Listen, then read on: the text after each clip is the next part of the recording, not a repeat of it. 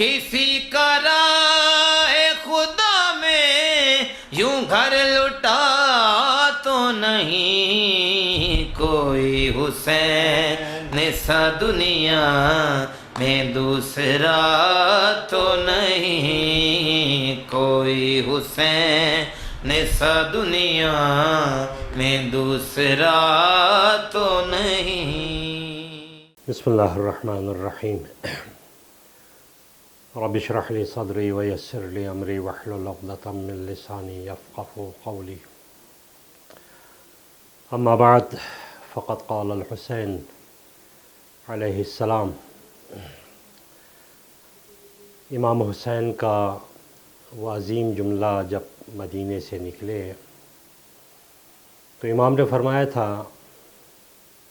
کہ انی لم اخرج عشرا ولا بطرا ولا مفسدا ولا ظالما بل خرجت لطلب اصلاح امتی جدی اسیر بسیرت جدی و ابی علی بن ابی طالب۔ مولانا امام حسین کا جب مدینے سے نکلے تو ایک جملہ، اصل میں میرا موضوع کربلا سے نکلنا، مکے سے نکلنا ہے، ایک جملے کا سہارا لے کے ہم آگے بڑھتے ہیں۔ امام نے فرمایا تھا کہ میرا مدینہ چھوڑ کے نکلنا اس کی وجہ جاہ طلبی نہیں ہے، کسی پہ ظلم کرنا نہیں ہے، کسی پہ جور کرنا نہیں ہے، بلکہ طلب الاصلاح امتی جدی، بلکہ میرا مدینہ چھوڑ کے نکلنا یہ صرف اور صرف میرے جد حضرت محمد مصطفیٰ صلی اللہ علیہ وآلہ وسلم کی امت کی اصلاح کرنا ہے۔ اور اس کے بعد امام حسین نے منشور دیا کہ اس پورے راستے میں دو سیرت پر میں عمل کروں گا، اسیر بسیرت جدی محمد المصطفیٰ۔ اس پورے راستے میں میرا آئیڈیل، میرا جد محمد مصطفیٰ ہوگا، میں ان کی کردار کو اپناؤں گا، ان کے طرز گفتگو کو اپناؤں گا، جس طرح انہوں نے دین کو پھیلایا ہے۔ میرا منشور یہی ہے، پہلا کام۔ اسیر بسیرت جدی و ابی علی بن ابی طالب، اور دوسری شخصیت جس کی میں پیروی کروں گا وہ ہے میرے بابا علی بن ابی طالب۔ یہ دو شخصیتیں ہیں، حسین فرماتے ہیں کہ میں ان کی پیروی کروں گا، ان کے نقش قدم پہ چلوں گا، ایک محمد مصطفیٰ اور ایک علی مرتضیٰ۔ حضرت عبداللہ ابن جعفر جو حضرت زینب کے شوہر ہیں، انہوں نے مولا حسین سے سوال کیا تھا کہ مولا، آپ مدینہ چھوڑ کے نکل رہے ہیں، جو قرائن ہے وہ بتاتا ہے کہ یہ آپ کا سفر آخر ہے، آپ کی سفر میں اگر آپ کی شہادت ہو جائے، کربلا میں آپ کی شہادت ہو جائے، واپس نہ پہنچ سکیں، تو آپ کے ماننے والے، آپ کے محبین آپ کی زیارت کے لیے کہاں ہیں؟ آپ مکہ جا رہے ہیں، آپ کی زیارت کے لیے کیا ہم مکہ آئیں؟ کیا ہم شام جائیں؟ کیا ہم کوفہ جائیں؟ کیا ہم کربلا جائیں؟ آپ کی زیارت کے لیے کہاں نصیب ہوگی؟ آپ کی زیارت کہاں نصیب ہوگی؟ ہم کہاں پہ آئیں؟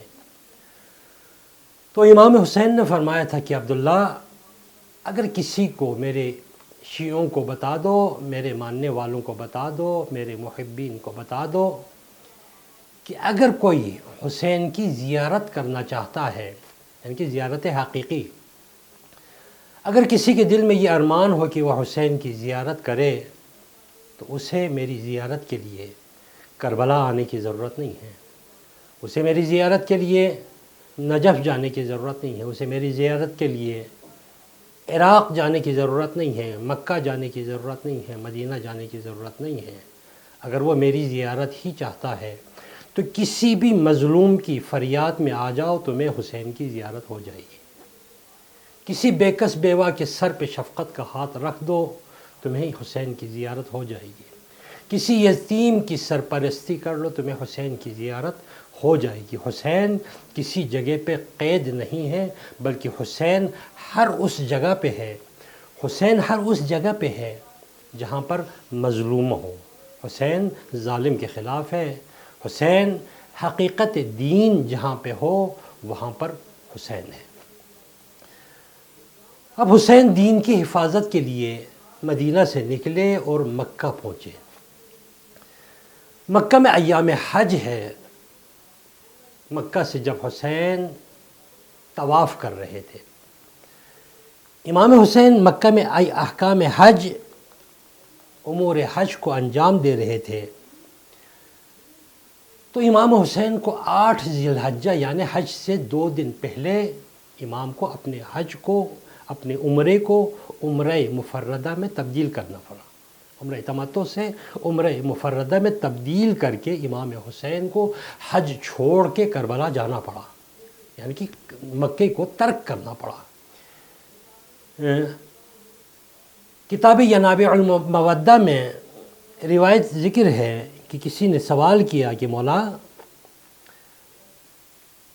اب احکام حج کو چھوڑ کے عمرہ مفردہ کو میں تبدیل کر کے آپ مکے کو کیوں چھوڑ رہے ہیں؟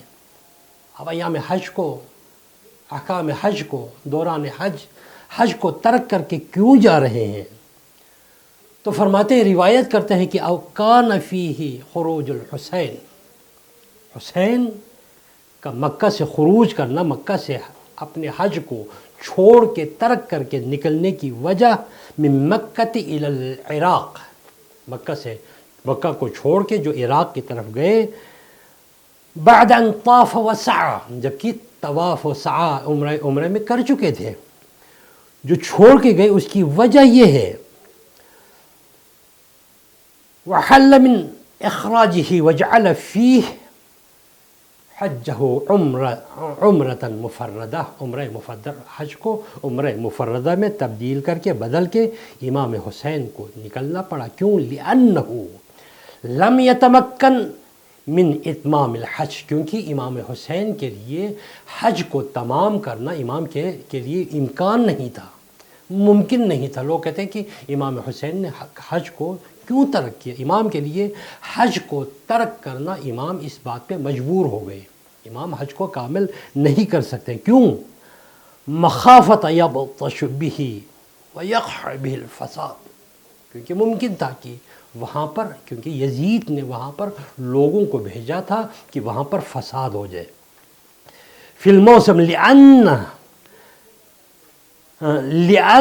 یزید ارسل مع الحجاج 30 رجلا، کیونکہ یزید نے 30 لوگوں کو مکہ بھیجا تھا، اور اس نے حکم دیا تھا کہ من شیاطین، اور وہ شیطان صفت لوگ تھے جو یزید نے بھیجا مکہ میں، وہ شیطان صفت تھے، اور بنی امیہ سے بھی، بنی امیہ میں سے تھے، وَأَمَرَهُمْ بِقَتْلِ الْحُسَيْنِ علیہ السلام، اور ان کو حکم یہ تھا کہ ہر حالت میں جہاں پہ بھی ہو، چاہے حسین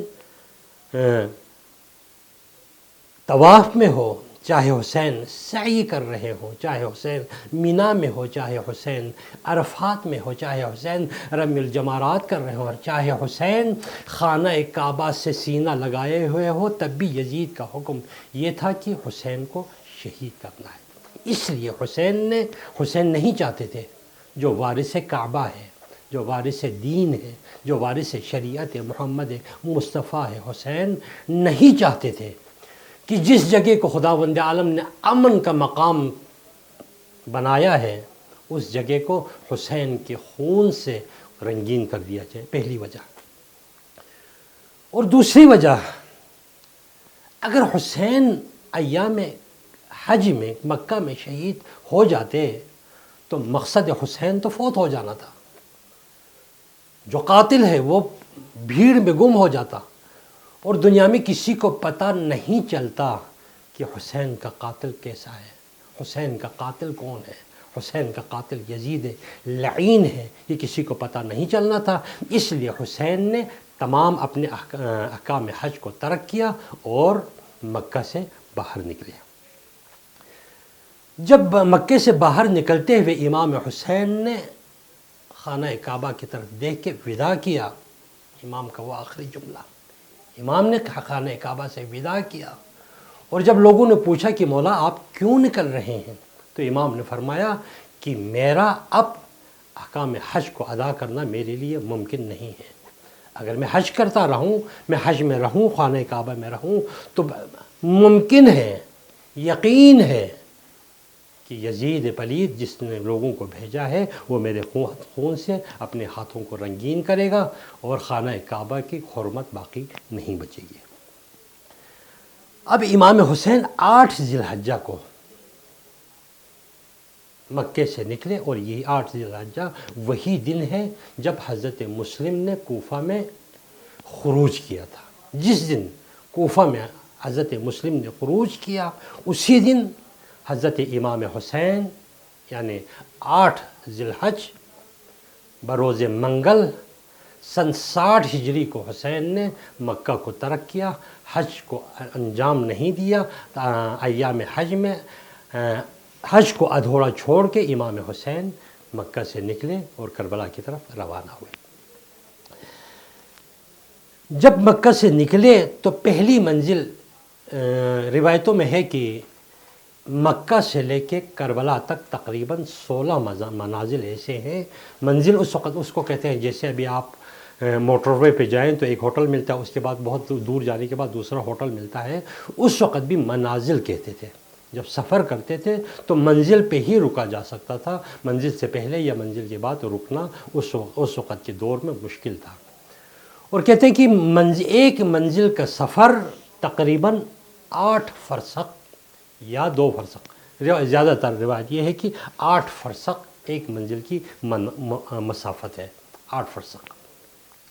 امام حسین پہلی منزل پہ، جسے منزل تنعیم کہا جاتا ہے، اس منزل پہ امام حسین نے پڑاؤ کیا، وہاں پہ رکے. جب امام حسین وہاں پہ رکے، اس وقت جب مدینے سے نکلے تھے تو حضرت عبداللہ اس وقت علیل تھے، حضرت عبداللہ ساتھ نہیں جا سکتے تھے. لیکن جب مکے سے نکلے تو حضرت عبداللہ کو پتہ چلا کہ امام حسین مکے سے ہجرت کرتے ہوئے کربلا کی طرف امام حسین نکلے ہیں. تو حضرت عبداللہ نے اپنے دونوں بیٹے منزل کی طرف ایک نامہ لکھ کے، خط لکھ کے امام حسین کی طرف بھیجا. اور اس میں حضرت عبداللہ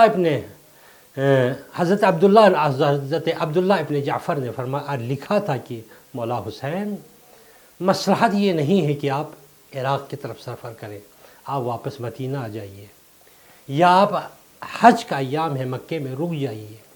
اگر اس کے بعد جانا اتنا ضروری ہے تو پھر بہت سارے لوگوں نے مشورہ دیا کہ حسین آپ اپنے بچوں کو جو اہل و عیال ہیں ان کو چھوڑ کے جائیے.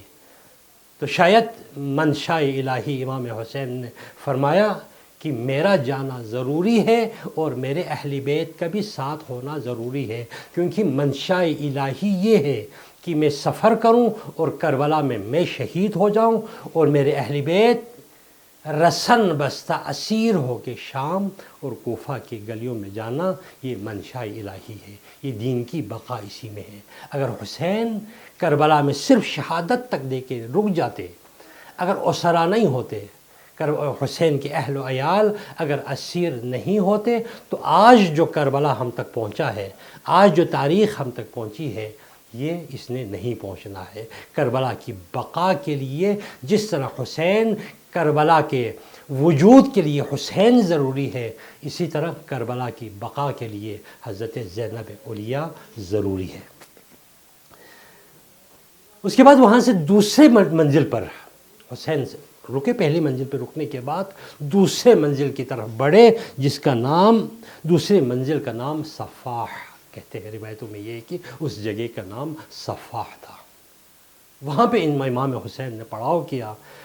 منزل تنعیم سے گزرنے کے بعد منزل صفاح پر پہنچے اور وہاں پہ امام حسین رکے. کسی نے اطلاع دی کہ مولا کہیں دور سے قافلہ آ رہا ہے، کچھ لوگ آ رہے ہیں. امام نے فرمایا ان کو میرے قریب بلاؤ. جب قریب آئے تو دیکھا کہ اس میں سے ایک شخص فردق شاعر تھا، جو اہل بیت کا مداح تھا، मदह अहल बैत पढ़ता था हज़रत फ़रज़क़ वो भी इस क़फ़ले में शामिल थे। करीब बुलाया इमाम हुसैन ने और फरमाया कि फ़रज़क़ कूफ़ा और शाम, कूफ़ा के क्या हालात हैं, कूफ़ा की कोई ख़बर बता सकते हो? तो हज़रत फ़रज़क़ ने अर्ज़ किया कि मौला क़ुलूबुन्नास मअका, लोगों के दिल आपकी तरफ है। लोग चाहते हैं इमाम हुसैन को, लोग चाहते हैं कि हुसैन आए तबलीग़ करें, लोग चाहते हैं कि हुसैन की ज़ियारत करें, लोग चाहते हैं कि नवासे रसूल की दीदार हो, लोग चाहते हैं कि हुसैन आए और हुसैन के पीछे दीन की पैरवी करें। क़ुलूबुन्नास मअका, लोगों के दिल आपकी तरफ हैं, लेकिन वस्सुयूफ़ुहुम अलैक, लेकिन लोगों की तलवारें आपके ख़िलाफ़ हैं। लोगों की तलवारें बनी उमैया के साथ हैं, लोगों की तलवारें इब्न ज़ियाद और यजीद मलऊन की तरफ है। दिल आपके साथ है लेकिन तलवार, उनकी ज़बान, उनकी मजबूरी, ये अहले बैत के ख़िलाफ़, ये यजीद के साथ है। इमाम ने इस जुमले के साथ पैगाम दिया कि सिर्फ़ दिल में मोहब्बत होना काफ़ी नहीं है, सिर्फ़ क़ुलूब का इमाम के साथ होना, क़ुलूब का आले मोहम्मद के साथ होना, सिर्फ़ क़ुलूब का दीन के साथ होना ज़रूरी नहीं है। ये काफ़ी नहीं है कि सिर्फ़ उसका दिल दीन के साथ हो, सिर्फ़ उसका दिल इमाम के साथ हो, सिर्फ़ उसकी चाहत और मोहब्बत इमाम के साथ हो। नहीं, इमाम फरमाते हैं कि अगर मेरे साथ होना है तो तुम्हारा दिल भी मेरे साथ होना चाहिए, तुम्हारा अमल भी मेरे साथ होना चाहिए, तुम्हारा हाथ भी मेरे साथ होना चाहिए, तुम्हारी ज़बान और तुम्हारी नज़रें, सब कुछ मेरे साथ हो, तो फिर उसे हुसैनी कहा जाता है। सिर्फ़ हुसैन के साथ दिल होना, सिर्फ़ दिल, तो हुसैन के साथ किसका दिल नहीं है? जो दीन इस्लाम में नहीं है वो भी हुसैन से मोहब्बत करते हैं। जो दीन इस्लाम में नहीं है, जो काफिर हैं, जो मुशरिक हैं, जो दीन इस्लाम को कबूल नहीं करते हैं, वो भी, उनका दिल भी हुसैन की तरफ है। हुसैन एक मोहब्बत का पैगाम है, हुसैन की तरफ सब हो सकता है, लेकिन हुसैन सिर्फ ये नहीं चाहता कि तुम्हारा दिल मेरी तरफ हो। हुसैन चाहता है तुम्हारा अमल हुसैन की इत्तिबा करे, तुम्हारी नज़रें हुसैन की इत्तिबा करे। मैं एक जुमला बता दूं, देखें कि आज तक हम कहते हैं कि हुसैनियत ज़िंदाबाद, यजीदियत मुर्तबाद। हमने कभी ये नहीं कहा कि हुसैन ज़िंदाबाद, हमने कभी यही नहीं कहा कि यजीद मुर्दाबाद, क्योंकि हुसैन को ज़िंदाबाद रखना और यजीद को मुर्दाबाद रखना ये आपका और मेरा काम नहीं है, ये खुदा का काम है। हुसैन को ज़िंदाबाद रखना ये खुदा का काम है। और कुछ चीज़ें हुसैन न तेरा मोहताज है न मेरा मोहताज है, हाँ हुसैनियत हमारा मोहताज है। हुसैनियत हमारा काम जो है, हमने ज़िंदा हुसैन को नहीं, हमने ज़िंदा हुसैनियत को रखना है। हमने मुर्दा यजीदियत को करना है। यजीद को खुदा ने मुर्दा कर दिया है, यजीद को खुदा ने वासिल जहन्नम कर दिया है, यजीद की नस्लों को खुदा ने नाबूद कर दिया है। हम यजीद को मुर्दा करना ये हमारा काम नहीं है, हमारा काम है यजीदियत को मुर्दा करना। हमारा काम ये नहीं है कि हुसैन को ज़िंदा करना। हुसैन तुम्हारे हमारे इस मदद की ज़रूरत नहीं है, बल्कि हुसैनियत को ज़िंदा करना हमारा काम है। हुसैनियत हमारा मोहताज है, हुसैन खुदा का मोहताज है। यजीदियत को मुर्दा कर देना ये हमारा मोहताज है, हमारा काम है यजीदियत को मुर्दा करना। हुसैनियत किसे कहते हैं? इसीलिए हम कहते हैं कि हुसैनियत ज़िंदाबाद, यजीदियत मुर्दाबाद। हुसैनियत किसे कहते हैं? हर अच्छा काम, हर नेक काम, हर दीन की इत्तिबा करना ये हुसैनियत है। नमाज हुसैनियत है, हुसैन नहीं है। रोज़ा हुसैनियत है, यानी मंशूर हुसैन है।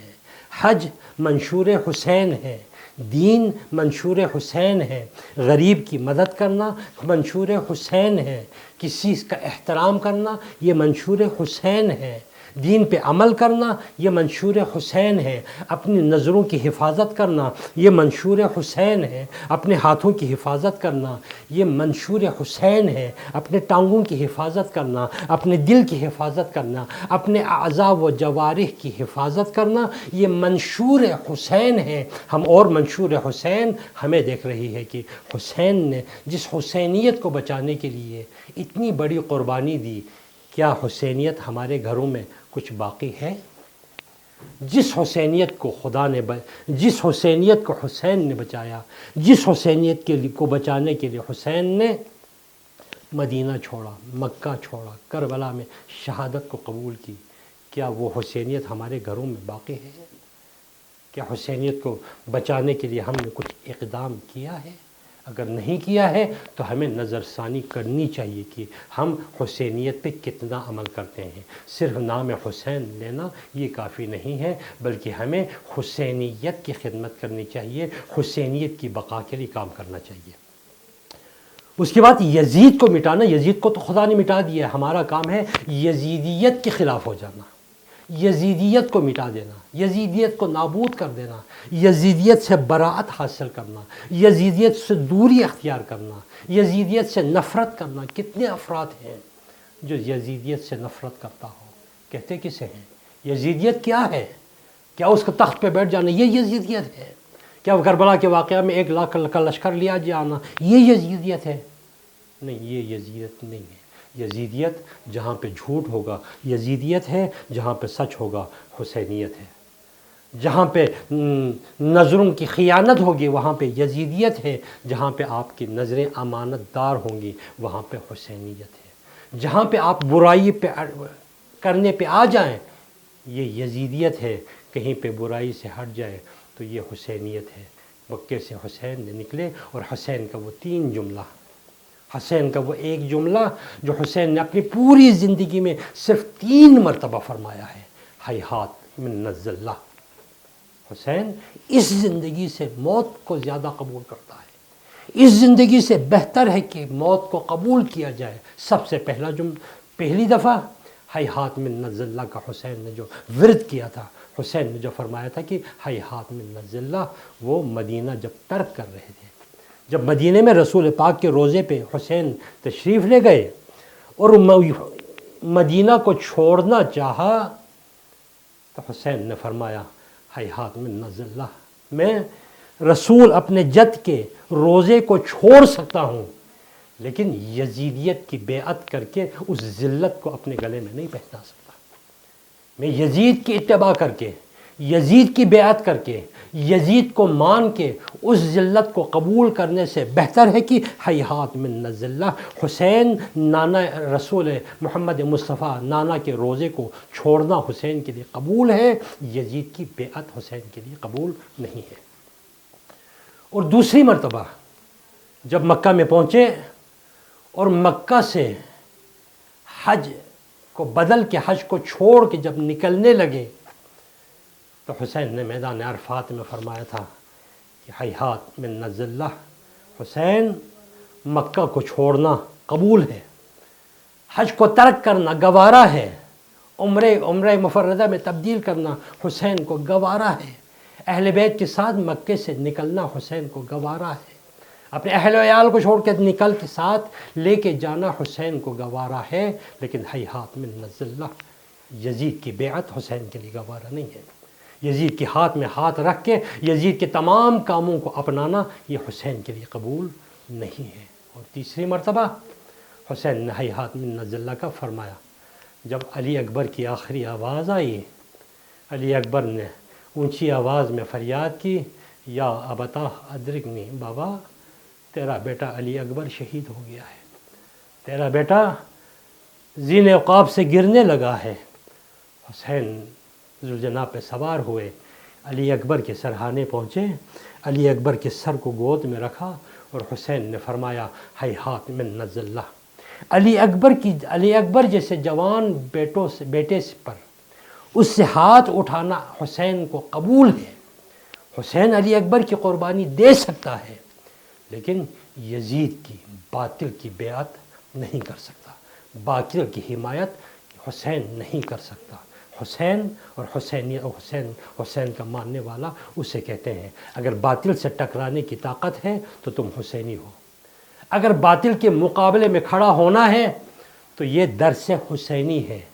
اگر یہ بھول جاؤ کہ ہم حسینی بھی بن جائیں اور یزیدی بھی بن جائیں جب ہمارا مفاد ہو ہم یزیدی کردار اپنا ہی ہو، صرف مسجدوں میں، امام بارگاہوں میں، جلوسوں میں، جلسوں میں اگر ہم حسینی بننا چاہتے ہیں تو یہ کافی نہیں ہے۔ حسینی ہر وقت حسینی رہتا ہے، حسینی کبھی حسینی سے ہٹ کے یزیدی نہیں بنتا، یزیدی کبھی حسینی نہیں بنتا، حسینی کبھی یزیدی نہیں بنتا۔ اس لیے جب بھی اگر حسینی بننا ہے تو اپنے کردار پہ نظر کریں۔ اگر آپ کا کردار اونچے مقام پر ہے، آپ کا کردار اس قابل ہے کہ آپ حسینی کہلانے کے قابل ہو تو پھر ہم حسینی ہیں، ورنہ ایسا نہ ہو کہ ہمارا کردار یزیدی ہو اور ہمارا صرف نام حسینی ہو۔ حسین کو یہ نہیں چاہیے، حسین کو کردار کا حسینی چاہیے۔ ہمیں اپنے کردار کو حسینیت پہ ڈھالنے کی توفیق عطا فرمائے۔ بسم اللہ ورحمۃ اللہ وبرکاتہ۔ کسی کا راہ خدا میں یوں گھر لٹا تو نہیں، کوئی حسین سا دنیا میں دوسرا تو نہیں، کوئی حسین سا دنیا میں دوسرا تو نہیں۔